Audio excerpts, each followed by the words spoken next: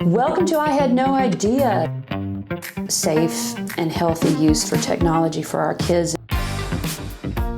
There's one kid that benefits from this, if there's one family that benefits from something that we talk about, then the whole thing's worth it.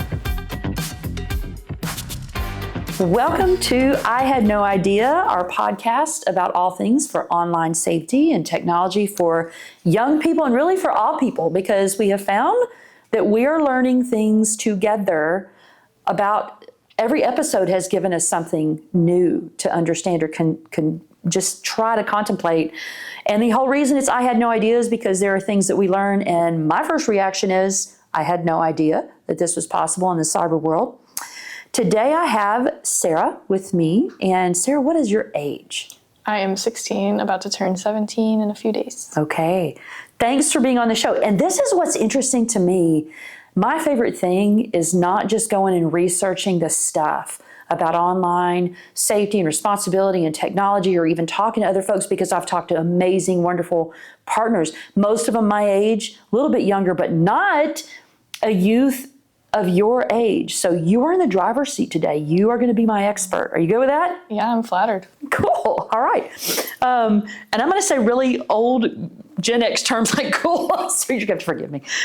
So let's start with you introducing yourself. I know, I'm such a nerd. Introduce yourself, not just your name, but tell me about what technology means to you and what it plays in the role of your day-to-day life. Okay, I'm Sarah. I would say that technology is a pretty big part of my life. I mean, I spend more time than I would like to admit on my phone during my free time. I feel like it's also played a big role in my education as well, being that like most of my like dual credit classes require us to have laptops just to do our work and stuff. And I don't know, I just feel like it's so embedded into my daily life. Embedded into it. Do you feel like that's common? I mean, is that common for definitely. Everybody that you know? Yeah. Yeah. And that's something I think we in our world are not paying close enough attention to, for how much there's an influence, how much there's a need, how much there's access. Do you feel like that's something that even in, like, say, our homes and our school systems, we need to be more aware of? Definitely. I mean, especially like the use of AI and everything else, it's like kids have a dependency on technology, and it's less about like actually taking in the content and more about getting the grades and just being a part of that part of the world, you know? Gotcha. Like the technology aspect. So just getting the grades, do you feel like sometimes the technology is used to just, they told me what to do on this, or they asked me to turn something in, I'm just going to turn something in. Or I'm going to go get the help from the technology, I'm going to go turn it in. It's like you've got a due date 3 days from now, and you don't want to ask your teacher the questions on like how to do it, and you have this big resource. You open up your phone, and easily within 10 seconds you've got the answer, and you know exactly what to do and how to get that grade, and you don't actually really care about taking in the information and learning anything. I'll ask you two questions after that, because that leads me in a different direction. I actually did interview one time a group of young people, and I had a 10-year-old or maybe 11-year-old who said that I do think we should have phones in school, because that way if our teacher doesn't know an answer, we can find it. And it was just so in my face as an adult, as an educator, that it wasn't said with any kind of harm or malice. It was just like, you know, here, sweet old lady, let me help you across the street, you know, because I know you may not know how to use this thing I do. And there's a part of me that had to yield, like, whoa, wait a minute. That sounds a little offensive, but what if he's right? You know, what if he's right? So I'm going to ask you in that capacity. And then the other thing I want to know is, if some of those assignments didn't feel relevant or important, what kinds of assignments do you think would?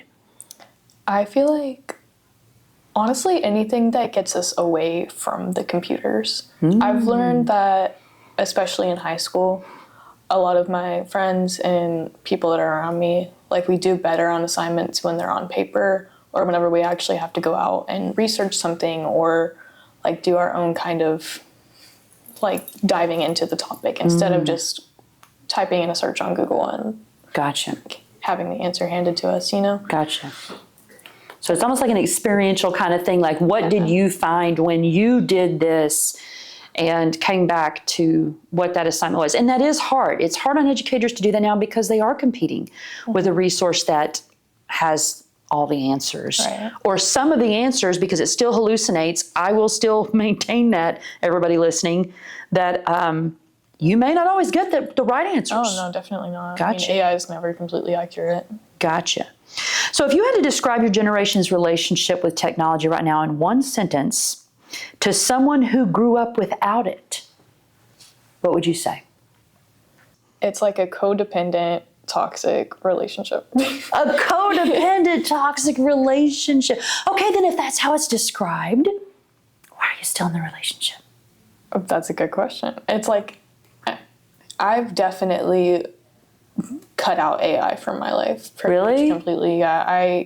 I prefer to learn without it because I know it's destroying the environment, and it's just not like great for me as someone Okay. that wants to pursue college and get like a good career, you know. And Gotcha. I feel like life is about education and like learning about the world around us, and AI isn't helping that at all. But I don't know. What was the question again? No, you did. I kinda You went really off on did it. great with That's right. that, because I asked you about that relationship and you told me that you are addressing, with what I'm hearing and I'm saying it back to you, is you're addressing a part of it that you feel like's not okay, Yeah. at least not right now. And you have responsibility, you feel, about the environment. And there's a lot of conversations. It sounds like you've been paying attention to those conversations and worries. What are things that you've heard about the present state that we're in Yeah. for the development of AI? I feel like the water usage is a big one. Okay. I mean, cooling down the servers is taking up billions of gallons of water. And that's a big issue, especially for me. I mean, I feel like the government doesn't really care enough to address it. Sorry if that's a little. I'm interviewing you, sweetheart. You can say what you want to say. I'm here to open the questions. I feel That's like all. they really need to find another way to cool down the servers, and or even just like start getting rid of stuff. I mean, there are people talking about burning down the servers and everything, Oh, because it's wow. like it's an issue, and not enough people are concerned about it. Okay. Okay. Is this a topic you feel like young people are paying attention to in general? More now because, like, especially on the internet, it's been circulating that, hey, maybe don't generate 20 images of you dancing on a rainbow right now, Really? because it's not helping anything. It's not doing anything. That's a very unique perspective to me, because we've been in a state with social media for so long, and so many people want to be influencers. So they're throwing out content like they're throwing a million hooks in the water, hoping to get a big fish to bite. And you're saying that there may be young people saying, hey, cut back, or Yeah. cut back on the number, because what if you're contributing to this? I think there's a lot of power in that collective voice like that. It's not a big voice, but it's growing right now. I feel like. Really? Especially, I know this is a little off topic, but there's a lot of overconsumption and like, buy this, go on TikTok shop, Gotcha. order 25 dumpling squishies, you know? Like, there's like a growing population of people that are like, hey, the internet is great, but don't overdo it. You don't need AI prompts for everything. You don't need to be promoting products that are just going to end up in a landfill. Like, That's really an getting important worse. perspective, Sarah. I do appreciate that. And we've seen, and one of the pieces that I do when I'm doing an I Had No Idea presentation, I talk about Sephora Kids, about the power. Had to go there. I didn't know what Drunk Elephant was. If you say Drunk Elephant to me, I'm a Gen Xer, I'm thinking Dumbo. There's like a, singing Dumbo. This is how old I am. So I'm learning constantly. I had no idea. Constantly from my young people. But the power of that collective voice actually influenced the skin and healthcare industry in 2023 to like $4.7 billion. I know. And this is for an age group that can't even see over the counter. they don't even need skincare. Thank you. 10 years old and having wrinkle cream, that just blew my mind. But what it demonstrated to us is the power of a very strong and collective voice, even at a young age. And I don't think we as adults are paying enough attention to that. Yeah. And trying to connect and say, how is this looking to you? what are you saying to your friends? And that may be 150, it may be 6,000, it may be 1 million with how many followers some of the influencers do have. That's an interesting perspective. And I feel like it's youth trying to kind of put the brakes on something from their own, what can we do in something that is coming down that seems so overwhelming, and it does. We've had a lot of people, and you know those conversations. So when it comes to your use of your technology, walk me through a normal day. Okay, I'm going to be really transparent here. The first thing that I do in the morning is I check the time, make sure I'm not late. Okay. And then I open up my messages, see if anybody's texted me, and then I usually end up scrolling for about 5 minutes. Okay. But then I'm like, dang, it's 7 o'clock, I gotta get ready. Okay. But I mean, I use my computer here at Regent 12 Sure. just to check my emails, Sure. look through photos, whatever. That's no AI usage or anything there. Okay. And then definitely when I get home during those 2 hours before I go back to work for my other job, Okay. I watch TV. Okay. Usually my little show. Okay. And then, yeah, sometimes I scroll a little bit, but I don't know. I try to limit my internet usage for sure. Okay. Do you feel like it's something you're accountable for? You're able to say, I'm only going to scroll for this long, or I'm going to try to, no. Definitely not. Like, Okay. It's real. oh, just being honest, like, I don't know. I don't have a whole lot of free time, and Yeah. I feel like a lot of my free time is wasted just scrolling. And But does it do anything for you? I mean, do you feel like it's relaxing, or you find something funny, or Yeah. there's pros and cons. I see pros and cons. sometimes I'll watch little YouTube videos about like the current state of our world and how we're all doomed. But Doom scrolling. basically, but in an educational way. Educational doom scrolling. Y'all, we just coined a term here. That's awesome. But it is something that a lot of youth are really involved in right now. And we talk about pros and cons. What would you say a pro and con for that scrolling time is? A pro, I feel like if you're doing the right things, if you're scrolling the right way and like you're following people that actually care about you, like I would say, I know this is really cliche, but people say like going on Facebook to check up on your friends and your family and see what they're doing, but nobody's actually really doing that. I don't know. I feel like there's good ways to go about the internet. I mean, like I said, just watching YouTube videos that are educational. Okay.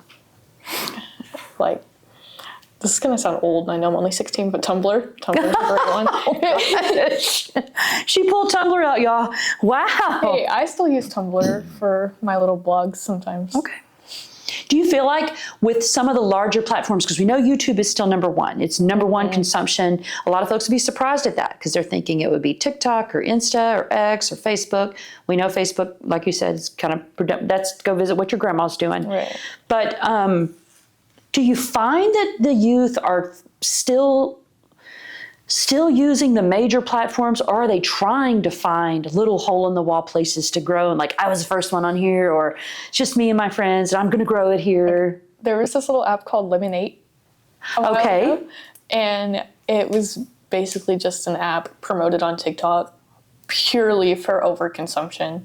Like, I downloaded it once just to see what it was about, and it was like Sephora girls to the 10. Like, Wow. Everybody's just like, you gotta buy this product, and they're like really pretty pictures. It's like Pinterest, but I've heard of Lemonade. You gotta buy this. Yeah. And I feel like that went on for a while, but everybody stopped using it after. Why do you think few so? weeks. I mean, because it was like a mashup of Pinterest and TikTok together, right? I just feel like that the ads got a little annoying after a while. Like, it was every other ad. Download Lemonade. And then it just went away all of a sudden. I don't know. Wow. Do you think that ad overkill like totally turns people off? Definitely, yeah. I know that was a leading question because it does to me. but that is how desperate or how much all the marketers want to get in front of you, in front of me, in front of everybody. What do you think about all of that? I mean, do you think they're gullible to that, or they're like, oh, it's another ad? Wait, sorry. Like, do you think they're gullible? They're like, oh my God, I see this, I have to have this. Or do you think they're by and large like, oh, scroll, it's just an ad? There's some people that are gullible. I mean, it's just like anything else. Sure. But I feel like there's a pretty large group that's like, bro, just stop with the ads about Gotcha. dumb T-shirts and stuff. Gotcha. These are very intriguing things and good to know. Okay, so because we're on along the lines of good to know, I'm going to ask you some things about what you believe that adults need to know. And adults meaning old people like me, parents and folks who didn't grow up with it. That's one of my biggest messages and the most difficult one is to cut our youth a little bit of slack. Because when we were growing up, we made mistakes. We were silly. We did funny things. We did goofy things. Sometimes we did dumb things and things that, are distant memories. But nobody was following us around with the camera. No one was following us around with the video. And they weren't posting it all everywhere and like reliving mistakes of our youth. And that's not, you live a different reality than that. Mm-hmm.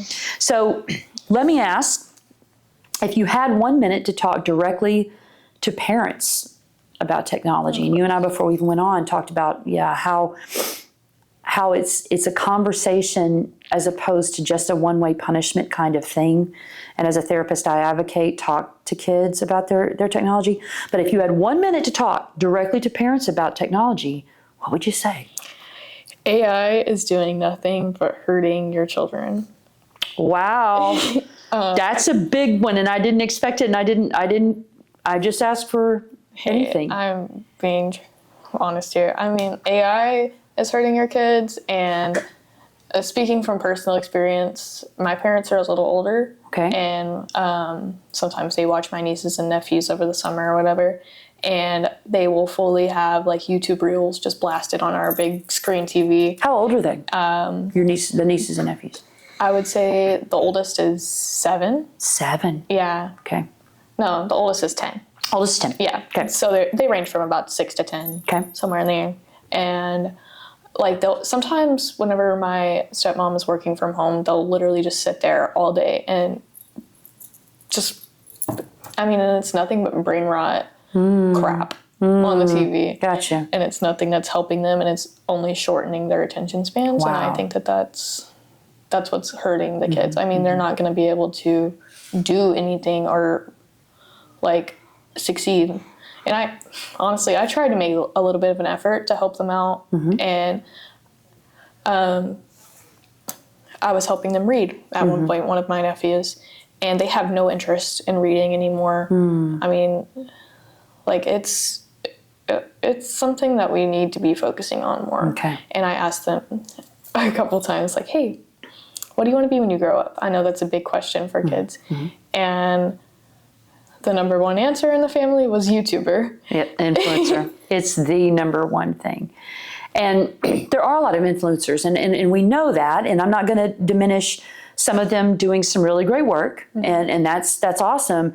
But the target for that, for success, is so hard to really hit. Yeah. And I wonder about kids that put so much of themselves out there into that, trying so hard. And it's really kind of an acceptance and rejection thing at some point, because you're trying so hard, but you just may not ever get there. I feel like definitely if you were to go back to like 2014 and ask 10 kids, what do you want to be when you grow up? You would get answers like nurse, doctor, news reporter, whatever. You would get like actual real goals. Now, if you go up to kids, you're going to think, okay. So does this mean we're not going to have any more doctors or nurses or news reporters? No, I'm not saying that, but I am saying that we need to correct it if we want. I feel like this is all a part of a bigger picture. They're setting us up to be dumb. Wow. Sorry, I have big opinions. That's a bumper sticker, sweetheart. Thank you. All of this is part of our government, like everybody above us trying to get us AI reliant. And I feel like that's something, like I keep saying this, but like we need to speak out against it. You've got so many people that can't do anything without AI. It worries me, Okay. Like people don't want to go to college anymore. You got more stay-at-home moms. Not that stay-at-home moms are bad, but the numbers are growing. And do you mean like in terms of limited opportunities, or? not limited opportunities, but like just less people that have motivation to do great, you know? I got you. It's very, I mean, I'm very intrigued by your answers because I ask these questions with your responses getting to go wherever you have that perspective. And it makes me wonder, because we're going to get to hopefully interview more young people. That's really been my goal, is to let people who are younger have a platform and a voice for what technology means to you and what it looks like to you and what things you have learned about the danger side of it. Because the old lady in me and the grandma in me is worried about the bad guys, Right. you know, and worried about people who exploit the vulnerable. Qualities about young youth, you know, and I feel that's something for us to protect. And I don't think we're going to do it by talking down to you or talking down and saying, thou shalt not do this and don't push that, but to answer why, you know, and also give you this. So what is a rule restriction you may have experienced, excuse me, in the past and growing up that you think actually either worked or didn't, or you wish might have been different? We talked about how sometimes just taking the phone away is a knee-jerk reaction. And can I tell you from an adult perspective, many times that's out of wanting to make sure that you're safe, or maybe like you didn't take out the garbage, so I know what you care about, that's going away till the garbage gets taken out. You know, that's a disciplinary thing. But how would you better see it done if something happens that's bad or wrong on the phone? Right. Okay, I feel like personally growing up, I didn't have a lot of internet restrictions. Like I don't know, I got my first tablet at like, I think 7 years old or whatever. Okay. And then next thing you know, it was a phone and whatever. And yeah, my parents monitored what I did, but I feel like, I don't know, I just had almost unrestricted internet access. Okay. And I saw, I mean, not a lot of inappropriate things, but I mean, it definitely shortened my attention span, and it had me doing, you know, it had me, yeah. Gotcha. I mean, I shouldn't have been on Snapchat when I was 9 years old. I wasn't talking to anybody, but you know, it's like the fact that I had access to those platforms at such a young age that it's scary to see what kids are doing now. So if you were the parent and the roles reversed, and this is not a shot at anybody because we all get asked, I get asked all the time, what age should a kid have their phone? We have a whole portal on the I Had No Idea that leads you through that with some great research base, because it's not a magic age. It has to do with maturity. It has to do with responsibility. And in my view, training, because we wouldn't throw the keys to a car to a kid and say, hey, just drive this. Right.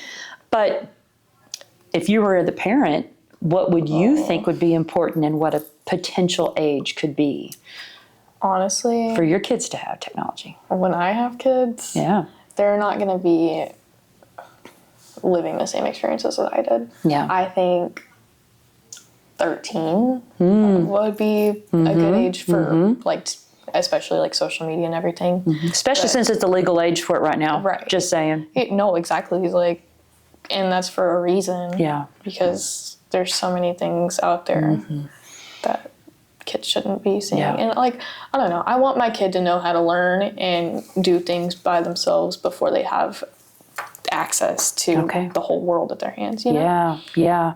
That's very wise. And to say it that way, because I don't know that we all understand how much has access to us on our devices. It's kind of reciprocal. Yeah.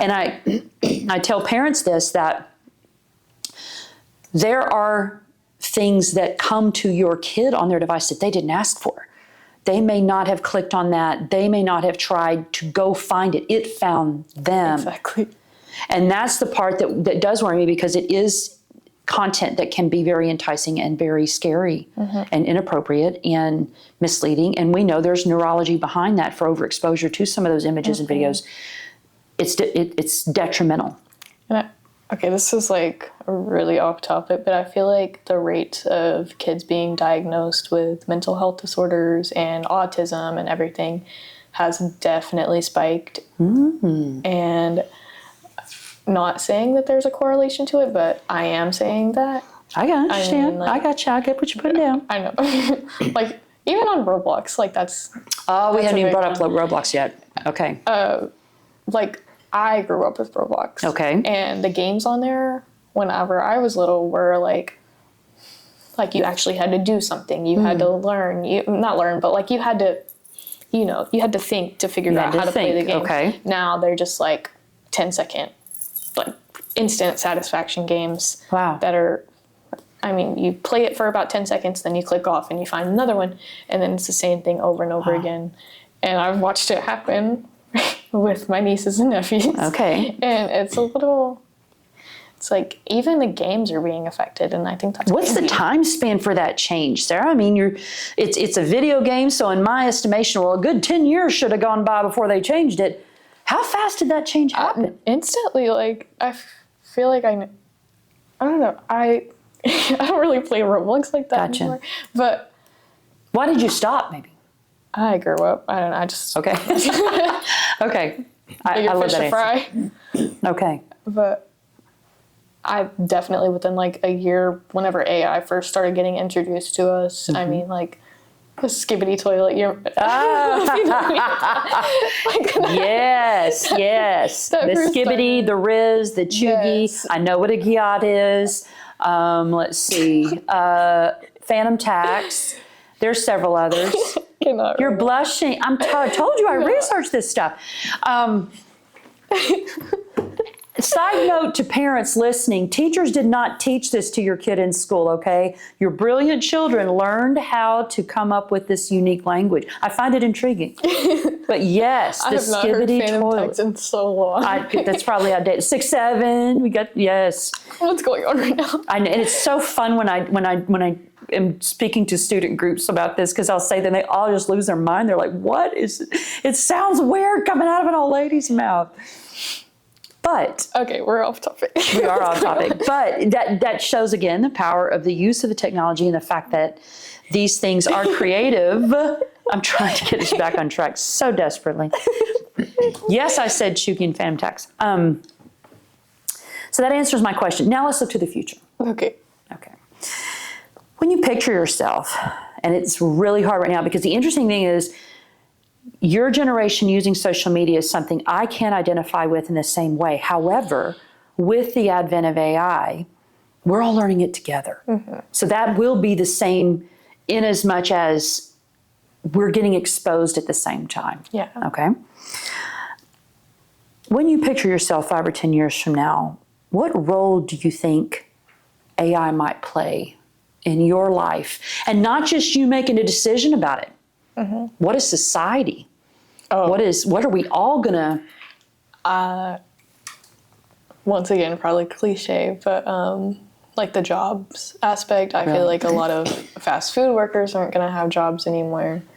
I've already seen it. What is it, Taco Bell, that has like the AI Really? answering thing? Yeah, Wow. like it fully takes your order for you, and then if it messes up, you've got to yell, "Can I please talk to a human?" And it's like, dude. And I've even seen like the little AI robots at QT, like cleaning up the floors and everything. Like you don't even, we're probably not going to have many janitors anymore. And that's kind of sad because I love my janitors. Aw. People that take care. Yeah. People that take care of things and buildings and such. I feel like the only jobs that we're really going to have like completely guaranteed are going to be nurses and doctors because we need those people. Yeah. I cannot imagine like a AI robot trying to take care of a senile 70-year-old woman in a nursing home, like as someone It could be me. as someone that's been through the clinicals and seen those people and dealt with it. Gotcha. Like I know that AI is never going to take Gotcha. like nursing and everything, but like it's just Well, I appreciate scary. that that's where you went on that, because those are the things that humans do now. And there are a lot of jobs that humans do that contribute to their lives and other people's lives. It's about us taking care of each other as humans. So what happens when we introduce something else into that mix? Yeah, it's what's it going to do for our own connection? Other thing, I was in Dollar Store in Austin at this conference that I was just at, and I have my little basket and I'm walking around just for a handful of little things. And I would hear a voice over an intercom say, "Customer needs help in the beauty aisle." And I would look around, I'm in the beauty aisle. No one else is in the beauty aisle. And this thing above me with this little, dark dome with red lights, and a voice is saying, customer needs assistance in the beauty aisle. Thought it was weird. Did you need assistance in the beauty aisle? I didn't need assistance in the beauty aisle. I knew what I was looking for. Going over to the office supply aisle, let's say, it happened again. I'm the only one on that side of the aisle, and I guess I just look like a really dumb person because I'm standing there and the voice above me says, customer needs assistance on the office supply aisle. Where did you say you were? This was in Austin. Like what store? I don't know, it was like a Dollar Tree or okay. something. That's And I could not help but wonder if there was not a button push somewhere, but because of the lights on it, I go, is it watching to see if I pause for a moment? Now I'm getting paranoid. Probably. But AI could do that. It Yeah, could it definitely read body language or do that. And I just wonder, it's going to be an adjustment thing, isn't it, for all of us? And do I get to say, I don't need help. The old lady's fine. This is fine. But that's how life's going to change for us, isn't it? Yeah, and it's growing really, really fast. Don't you think? But what else is growing is the number of people that's like, hey, the problems are outweighing the instant solutions. gratification that Gotcha. you get from AI. And it's a good thing that people are realizing, but they're not realizing quick enough while Yeah, these data yeah. centers are being built. I mean, it's getting introduced into our lives, and everybody's like, oh, it's not going to affect me. They're not going to build one in my town. And the next thing you know, you've got brown water coming out of your sink and a dee song like going outside whenever you're trying to walk your dog. The animals are being affected. I know the Nashville Zoo has a petition right now to get rid of the data center that they're going to build right next to the zoo. Wow. And I'm worried about what's going to happen to the animals there. I mean, like, you've got this constant So you think ringing if sound nothing outside. else, the speed is a it's concern. I mean, had this slowed down, had this been a little bit more of an acclimation or an understand. But what they're going to say is, and I've heard this argument, is if we don't do it, somebody else is. Somebody meaning another side of the world, another country. I don't know what the answer to that is, because are we as isolated as we think in our own country or on the global scale with this happening everywhere? I don't know what the answer to that is, because these things that you're saying are very real, and more people are concerned, it feels like, about those very real things intruding into their lives, diminishing resources, or impacting their homes and their lives. I don't know what the solution is to that. I know there are a lot of people that raise concerns, ethical concerns, legal concerns. It's all about money. Like, the whole reason that all of this is happening right now is money. Well, that's all people care about. Folks, you heard it from a young person's voice, and just your insight and your perspective means a lot. And it really does. I think it's pretty insane because money is not real.